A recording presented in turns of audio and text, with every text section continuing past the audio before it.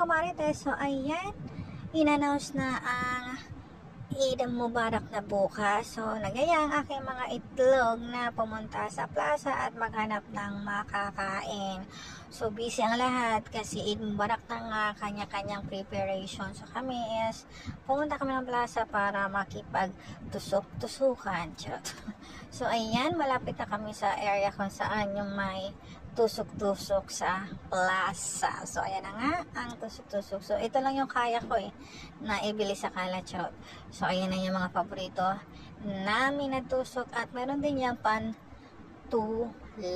So may pambaranan, may pantulak na rin. So sabi ni ate, lemon daw yan kasi ang ganda ng kulay So syempre pauwi na kami, hindi pa uwi. Nag-decide pa na pupunta ng thread fair sa ORG, kaya lang inabutan na kami na napakalakas na ulan, kami na buti namin na umuwi na lang sa bahay.